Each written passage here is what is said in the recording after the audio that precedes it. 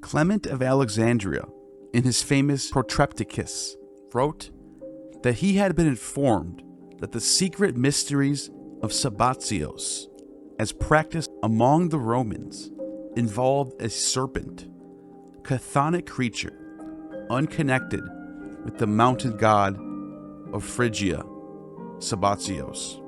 And he says that God in the bosom is a countersign of the mysteries of Sabazios to the adepts. The term God in the bosom from the Gospel of John in chapter 1 verse 18, it says that no man hath seen God at any time. The only begotten Son, which is in the bosom of the Father, he hath declared him. This would turn out to be one of the most important verses in the Bible for Trinitarian theology.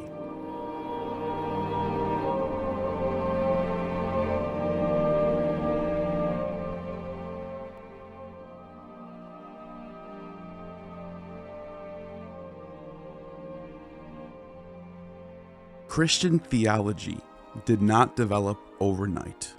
From Paul's epistles to the writing of the Gospels, and then all the way down to the Nicene Creed, Christian theology was not something that was agreed upon. Christian theology was an evolution of ideas. And some of these ideas, such as the Trinity, salvation, heaven and hell, and the nature of Christ, are ideas that were not decided upon overnight. These things developed over time. The region of the Roman Empire, known as Bithynia and Phrygia and Thrace, northern Macedonia, Pergamum, where the 7 churches of Asia in the book of Revelation are. These are the main hotspots for Christian theology. These are where the church fathers lived and debated. These are Greek-speaking people. And I want to talk about where they came from. Why is it that Christianity has very different ideas than Judaism does? Could it be that the Greek world has just as much influence on Christianity as the Jewish world does?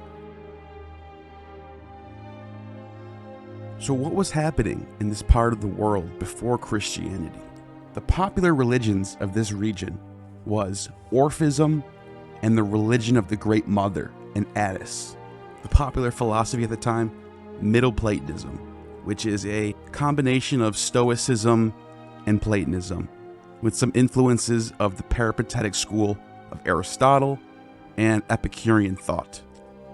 One of the best sources for Phrygian is from Strabo, who wrote in the 1st century with a wealth of knowledge and information. He talks about the rites of the Phrygians coming from the ancient Minoans, ancient Crete. Let's take a look at what Strabo has to say about Phrygia.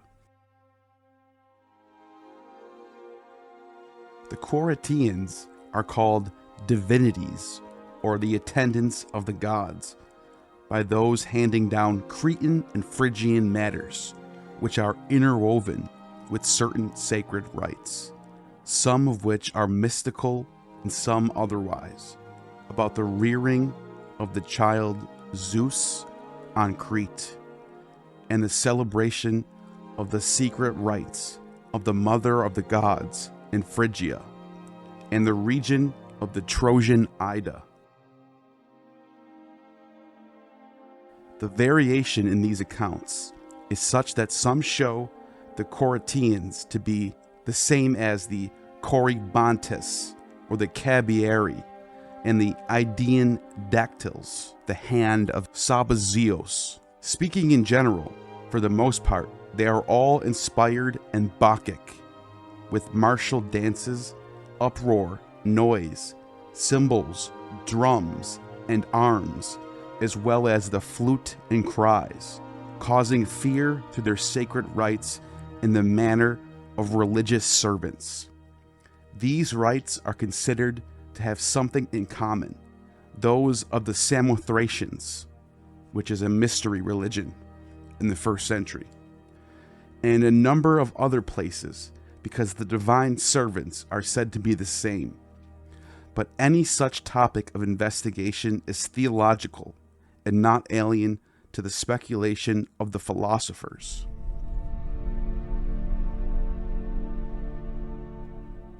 Plato, in his Phaedon 61, and the Pythagoreans called philosophy music, and they say that the cosmos is constructed according to harmony, assuming that every form of music is the work of the gods.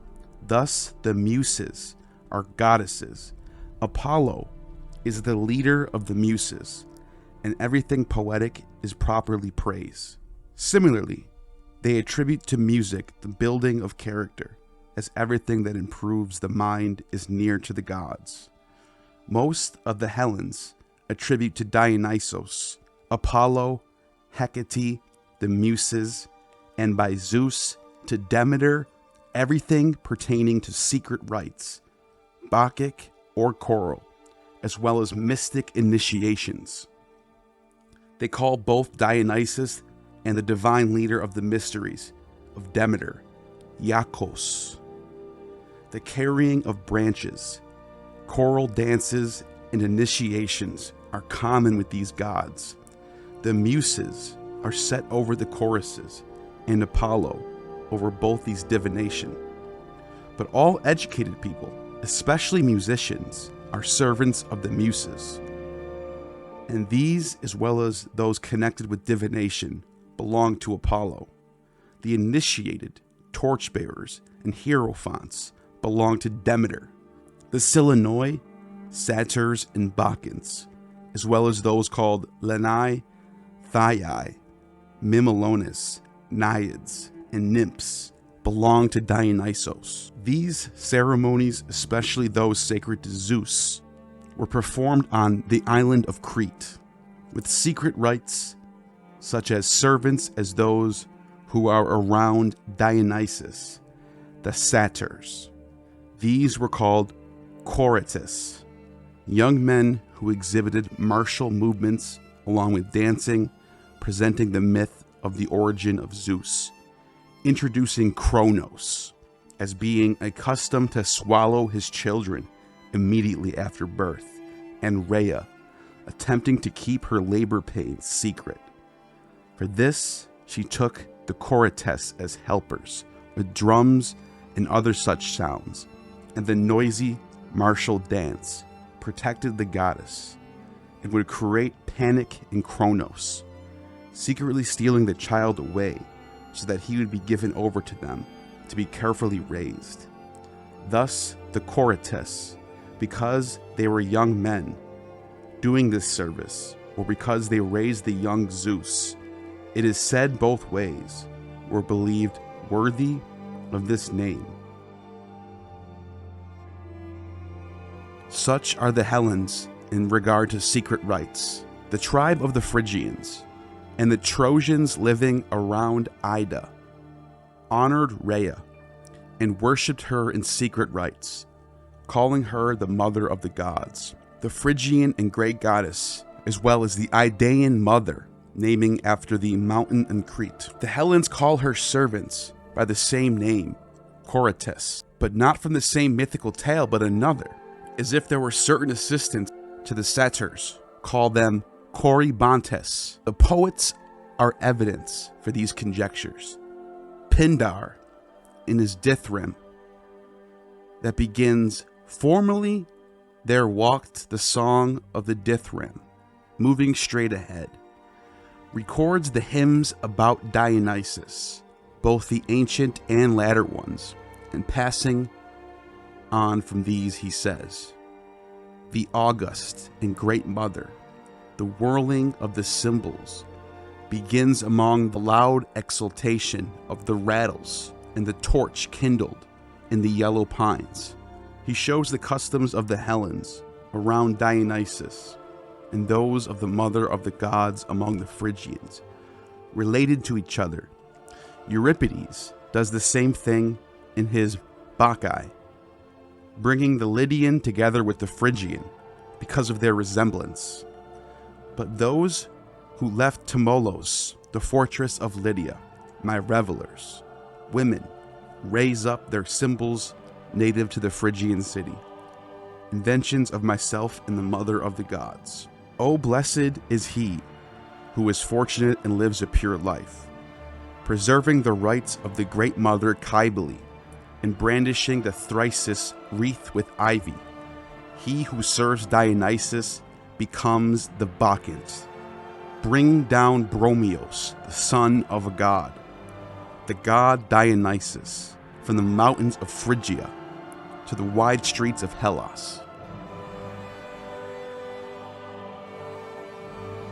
Again, in the following, he weaves in Cretan matters.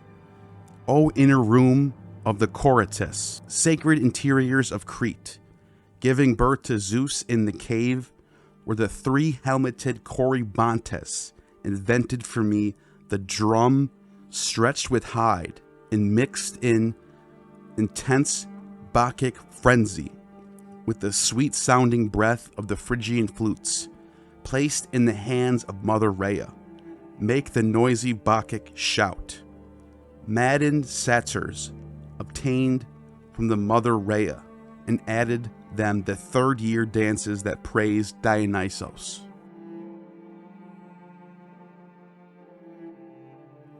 Euripides in Palamedes, the chorus says, of the hair of Dionysus, who rejoices on Ida with his dear mother, with the Bacchic drums. They bring together into one Silenos, Marsyas, and Olympus as the historical inventors of flutes, again associating the Dionysiac and Phrygian matters. Often they confuse Ida with Olympus, making them resound as the same mountain. There are 4 peaks of Ida, called Olympos, near Andantria, and there is the Mysian Olympos that borders Ida. But it is not the same. At any rate, they invented suitable names for the flute, and for the noise of the rattles, cymbals, and drums, and for the shouting, the Bacchic cries, and the foot stomping, as well as the servants, choral dancers, psalmists, and the attendants of the sacred rites. The Cabieri, Corybantes, Pans, satyrs, calling the god Bacchus, and calling Rhea Cybele.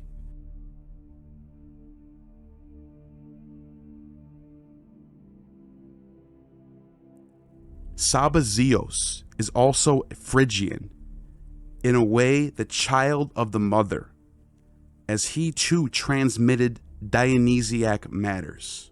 Similar to these rituals are those among the Thracians, among whom the Orphic ritual began. The Athenians, just as they continue to be hospitable to other foreign ways, are so in regard to the gods. They admitted so many foreign rituals, especially Thracian and Phrygian, that they were ridiculed for it. Plato records the Bendaean and Demosthenes on the crown. The Phrygian, when he attacks the mother of Aeschines, and the man himself for being with his mother during her initiations, joining her in leading the revels, and often calling out, Iwa, Iwa, Sabao, Sabao, and Hais, Ates, which belong to the Sabazia and the mother, always adding myth to their accounts. It is not easy to solve accurately all the enigmas, but if their greater numbers of myths are near to divine inspiration, rituals, and prophecy, in such a way also is enthusiasm for the arts, especially the Dionysiac and Orphic rites.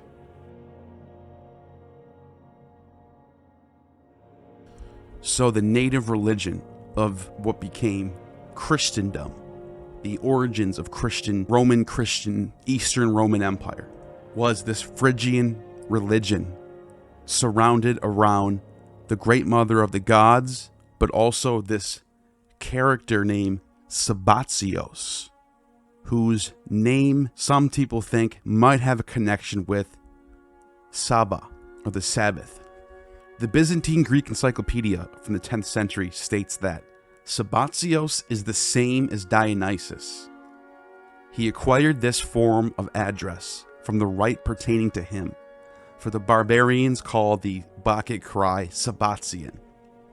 Hence, some of the Greeks too follow suit and cry Sabasmos, thereby Dionysus becomes his father Sabazios.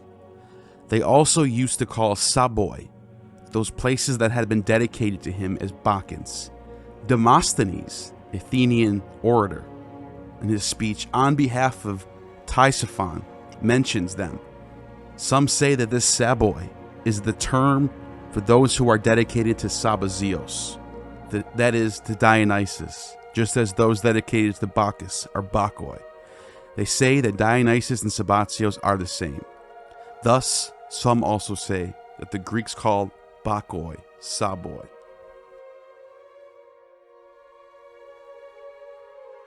In 139 BCE, Romans kicked out the Jews from the city, and according to Valerius Maximus, they wrote that Gnaeus Hispalus, the praetor, in the year of the consulate of Marcus Populus Lanus, ordered that the astrologers, by an edict, leave Rome and Italy within 10 days, since by a fallacious interpretation of the stars they protrude fickle and silly minds, thereby making profit out of their lives. The same praetor compelled the Jews who attempted to affect the Roman custom with the cult of Jupiter Sabazios to return to their homes. Some of these Romans identified Yahweh Tsavaot, which is Yahweh, Lord of the Host, as Jove Sabasios. This also is repeated by Plutarch, who maintained that the Jews actually worshipped Dionysus, and that the Sabbath was the festival of Sabazios. Now, even if this isn't true, some of this might have influenced later Greek monotheists known as the Hypsisterians. These Hypsisterians inhabited the same lands as the Christians and worshippers in Orthodox were, which was the Anatolia and Thrace region. And they believed in a God Most High, Theos Hypsistos. And it turns out that this cult may have formed from the native Cappadocian cult of Zeus Sabazios, with integration of Jewish ideals. However, these strict monotheists, who also fraternized with the Jews and heavily borrowed from the Greek Septuagint, also considered themselves free from the laws of Moses, something that lines up with the writings of Paul. Could it be that the people who Paul are writing to in these letters are in fact worshippers of Theos Hypsistos, the God Most High?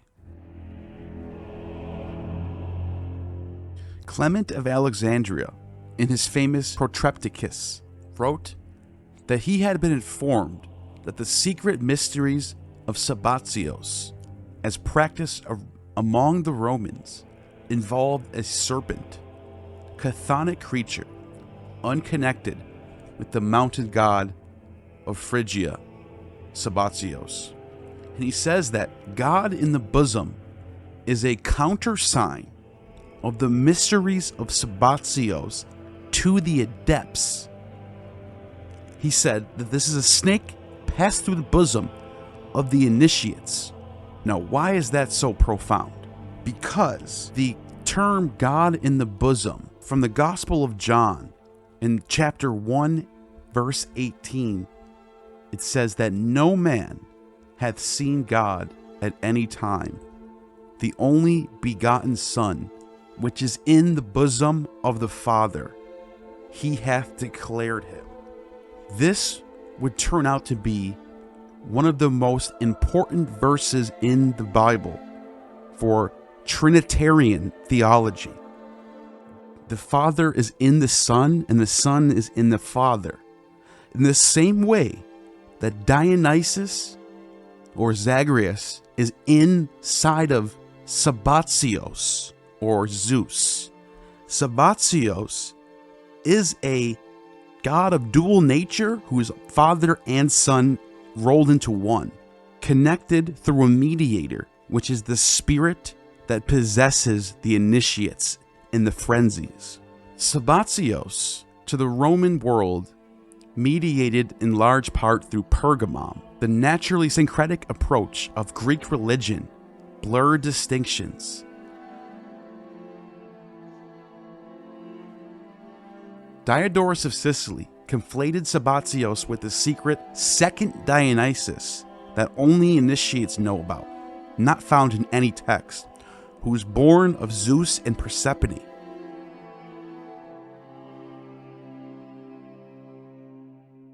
The idea of a trinity, usually a god of dual nature, connected by a third spiritual nature that mediates in between them.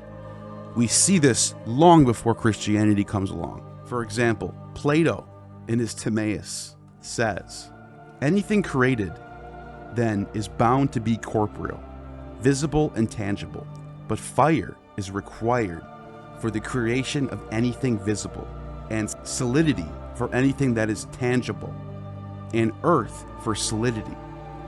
It follows that the god began to form the body of the universe out of fire and earth. But it's impossible for any two things to form from proper structure without the presence of a third thing. There has to be some bond to mediate between the two of them and bring them together. The best bond is the one that most effectively unifies itself and the things it is joining, and nothing does this better than correspondence. For whenever among three numbers, the matter, three solids, or three powers, one is a mean, such as the first in the series stands to be the mean, so the mean stands to the final number of the series, or conversely, as the final number stands to the mean, so the mean stands to the first. Then the mean can also be treated as first or last, or alternatively, the first and last terms can be treated as means. And so all of them will, out of necessity, turn out to be identical. And since they are identical, they are all three one. The Greek Jewish writer Philo expands upon Platonism through the Jewish lens in his book titled, Who is the Divine Heir of All Things? He says, but there are three kinds of life. The first life to God, the second with respect to the creature, and the third is on the borders of both, being compounded of the two others. For since the soul is spoken of in two ways, first of all as whole, secondly as the dominant part of it, which to speak properly is the soul of the soul, just as the eye is both the whole orb and also the most important part of that orb, that namely by which we see it seemed good to the lawgiver, that the essence of the soul should be likewise twofold, blood being the essence of the entire soul, and the divine spirit being the essence of the dominant part of it. Accordingly, the soul of all flesh is the blood thereof. The creator of the universe breathed into his face the breath of life, and man became a living soul, who also, it is recorded, who fashioned after the image of the creator. So the race of mankind is also twofold, the one being the race and those who live by the divine spirit and reason, is formed of the earth, but that other is an accurate copy of the divine image. He then later on says, the body to fit it for its appropriate stationary conditions or motions is invisible, spermatic, technical, and divine logos, which shall most properly be dedicated to the Father. Apportion cold and heat, and summer and spring, the different seasons of the year, divided by this dividing logos. For thus God allotted 3 days to eternity, before the appearance of the sun. Those which came after the sun he allotted to time, the sun being the imitation of eternity, and time being the two primary powers of living God. The one, his beneficent power, in accordance which he made the world and is called God, and the other, the chastening power, according to which he rules and governs what he has created, in respect which he further denominated Lord. And these two he here states to be divided in the middle by him, standing above them both. For he says, I will speak to you from above the mercy seat, in the midst between the two cherubims, that he might show the most ancient powers of the living God are equal, that is, his beneficent and chastising power being both divided by the same dividing logos.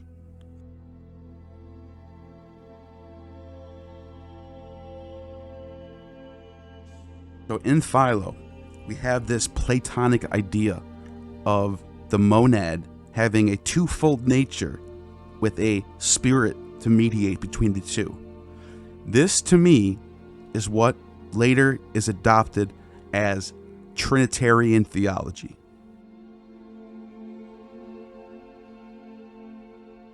Among Roman inscriptions from Nicopolis, Sabazios is generally equated with Jove and mentioned alongside Mercury.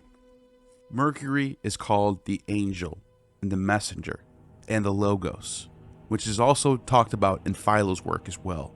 Which brings us to the next idea, is that if this really is a monotheistic tradition that evolved from the ancient rites of polytheism, then what happens to all the other lesser gods? I think that it's quite possible that these lesser gods become angels and demons.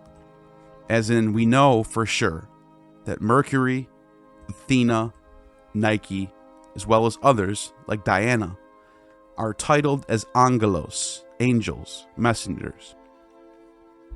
And the other lesser deities, sometimes called daemons.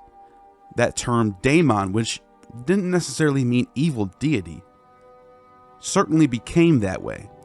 As in Roman religion, there's the idea of lares, which are spirits of the mortals who passed away. But there's also what's called the genius, and these are equivalent to what is now guardian angels.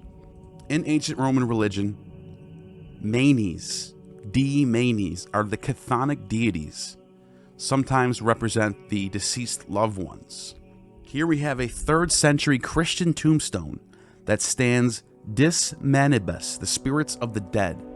So the same language is still being thrown around in these early Christian texts.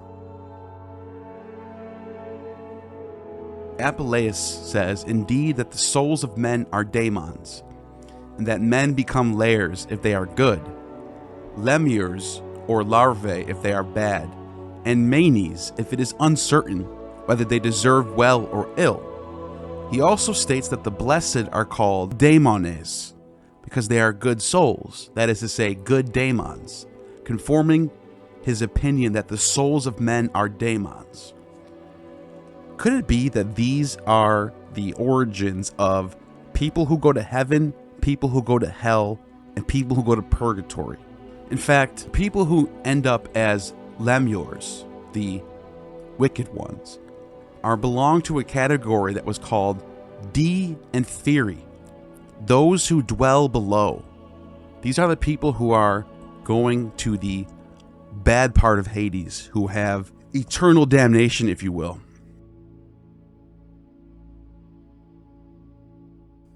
In Horace, a 1st century BC writer, you can see these ideas are already reflected in their common thought, where in his Ode to Mercury, he says, I call upon you, Mercury. You were the master who taught your pupil Amphion to move stones by singing, and upon you, tortoise so adept, to make 7-string sound. Let Lyde hear their crime, and also of its famous punishment, the vat of water, forever emptying through a leaking bottom, and the fate that awaits. sinners in the underworld.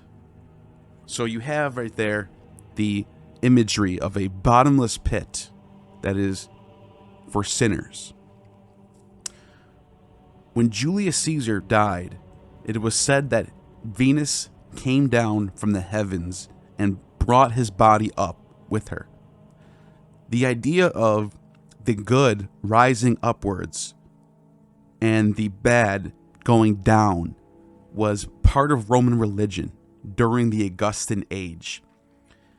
Augustus, on his death, the same thing happened. People said they saw Augustus rise up out of his grave and go up into the sky. And then, as well, for Claudius, a similar story occurs in which Claudius is seen flying up into the sky. Well, as a result of this, it became a common thing that people wanted to go up into heaven instead of going down into Hades, which was the common norm for everybody.